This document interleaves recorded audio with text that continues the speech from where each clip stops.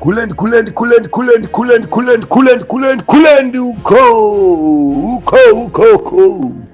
Kuji viti chedu uko.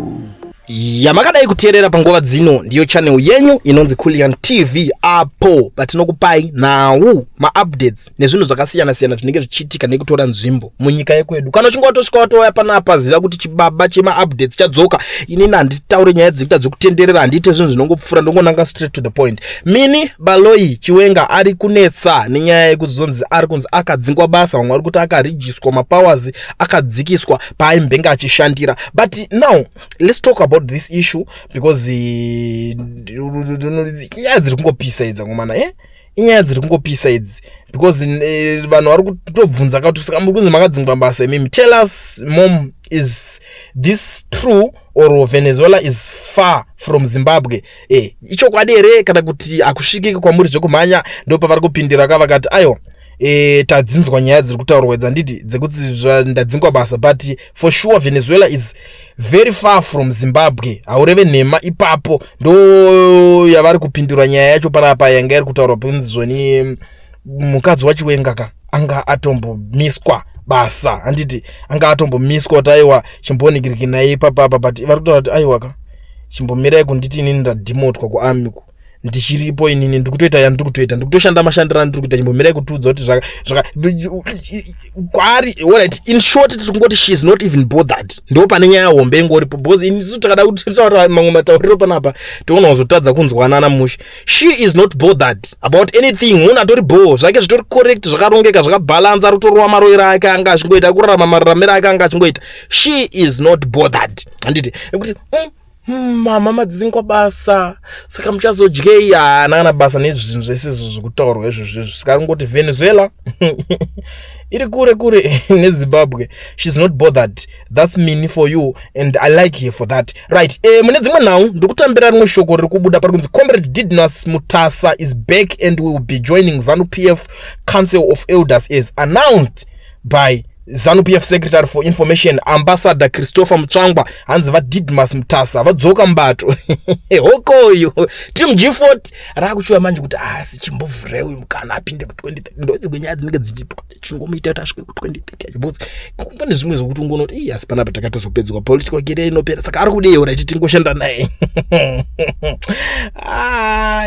unopedzwa kungoti zvinhu muZimbabwe enda pandanzwa kuti dzimwe dziblazi dza withdraw that case yanga netsa ukoko the case yekuti hanzi dzinono challenge kuti uya dzekutanga kuchallenge dzekutanga dzedzi inangwa anja zvikwanise guys. I'm very sorry chichikubudisa zi press conference and I was like press release ndiri kuti makajoina here ma part of the scam here or chi dzinonetsa. But anyway, mune dzimwe now we have update on the Zaka Cop the Zaka Cop killer. Right, Daniel Munyanyi has now been sentenced to a total of 149 years in prison after receiving another 77 years today for 19 charges, including robbery, attempted murder, unlawful entry, and theft. Last week, he was already given 72 years in jail for 6 robbery charges. His total prison time could go over 200 years because he still faces 2 more murder charges.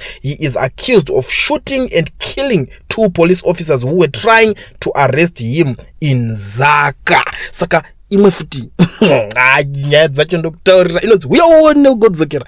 Nyaya dzacho dziri kupisa dzakawandisa, but ndokupai dzese manje because ndinongo adina mukomana atomboningira ndiyo kuraya mapurisa maira kunza ngakutrayuda umusunga ku Zimbabwe ugomba adunza push vanenge vanazvo zvifuti zvavo voshudha munhu, but zvinozongodhakwa zvinozongoendawo pamwe. I feel sorry for vanhu vakarasikirwa neupenyu hwavo. uyu mhondi dzingadzigare mukati ngadzibatwe. Ndo that's one thing I love about Zimbabwe because vanhu vazhinji ndopaipa munotaka kuzorwisa paya tichiti guys mupurisa ngatambire mari yakawanda man, mupurisa man ngapuwe mari.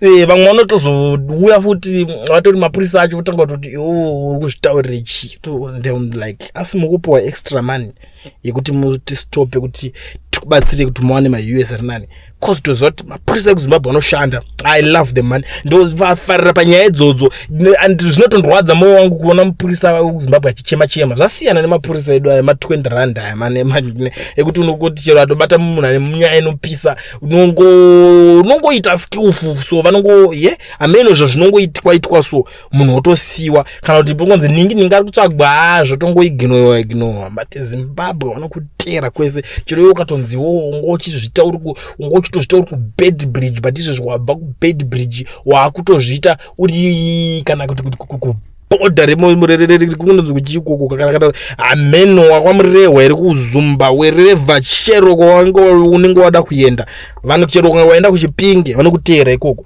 voti yatitangidze nyaya yedu yaye makaitira kubed bridge havana basa nazvo vanenge vachitoshaya simba but vanoida kutokupindira chero muSouth Africa mumachinoka. It's good man kuti zvirambe zvakadaro, but without wasting much of your time mune dzimwe nhau zvekare ndiri kunzwa kuti madzibaba Ishmael vapuwa bail pending appeal yavo ikai $1,000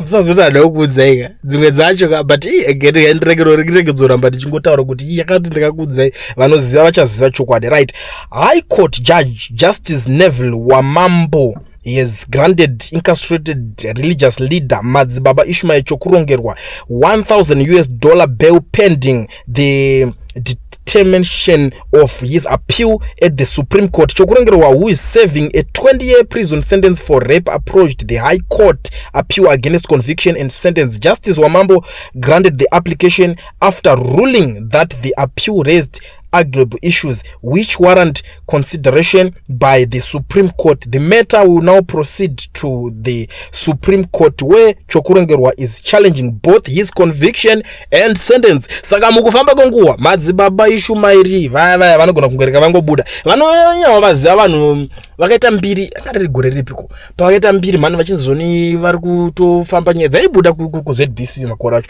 chinzanzi vari kuti vanhu totengesai dzimba tiende kudenga tauda kuenda kudenga tapadhuze vanhu vakatanga kuuya vachinogara kupurazi kwavo vachinodidi. Saka majournalists mapurisa machinji vakati iregadza timbopinda pane nyaya maissues anga ataurwa achinzi idzi dzamhosva dzandekoko. Baba vangu we mapurisa akarohwa akamhanya ndo pakaita mbiri kunzi kumasowe kwakarohwa munhu nemuprofita tsvimbo yaMoses ichimhara pana officer zvikanzi kuyera kwekrawa muri kukonesa vamwe kuti aiwa panapa pane vari kurepa mufundisi nemaninacho vakati muri kunyepa ivhu remakatsika rinoyera hei basopo ataki kana mukasagepa pakamhanywa but he is the man. Nyaya dzakazongoramba unozati kunozongoramba wakuchallengeana ukangori kana wangopinda on picture nawo vanhu veve.